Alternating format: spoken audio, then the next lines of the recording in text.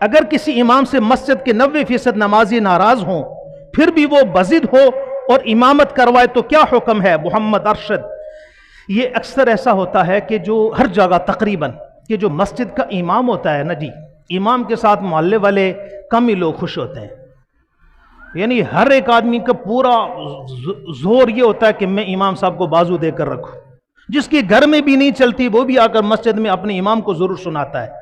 جس کو گھر میں دوبارہ چائے مانگنے پر لوگ چائے نہیں دیتے ہیں وہ بھی آ کر مسجد میں اس کا پوری کوشش ہوتی ہے کہ میں ذرا 2 باتیں امام صاحب کو سنا دوں. میں تو کہتا ہوں کہ اللہ کرے کبھی کوئی آئے یہاں محلے والا مجھے سنانے کے لیے میں اس کی ایسی کی تیسی کر کے رکھ دوں.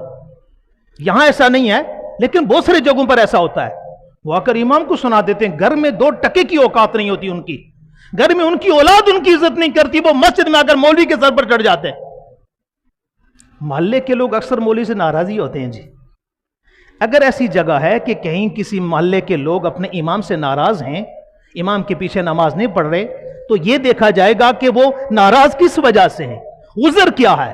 اگر عذر شرعی ہے، دینی ہے کہ امام فاسق ہے، امام گناہ کبیرہ کر رہا ہے، امام چوری کر رہا ہے، امام بے حیا ہے، یا امام مسجد کا پیسہ غبن کر رہا ہے، چندے کا پیسہ کھا جاتا ہے، اگر کوئی شرعی عذر ہے تو امام کو سمجھایا جائے گا کہ حضرت بندے دے پتر بن.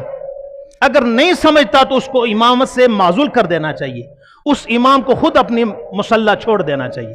لیکن اگر عذر شرعی نہیں ہے، ایمیبل لوگوں کے اپنے اپنے مزاج ہوتے ہیں. بعض مساجد کے اندر کمیٹیاں بنی ہوئی ہوتی ہیں اور وہ کمیٹیاں بہت بڑے فسادی ہوتے ہیں.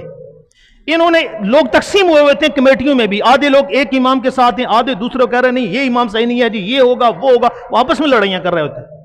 تو اگر کہیں ایسا ہے تو یہ تو درست نہیں ہے. لیکن اگر امام کے اندر شرعی عذر ہے اسے سمجھایا جائے، نہیں سمجھتا امامت سے معزول ہو جانا چاہیے. اور یہ جو پوچھنا یہ 90% ہے.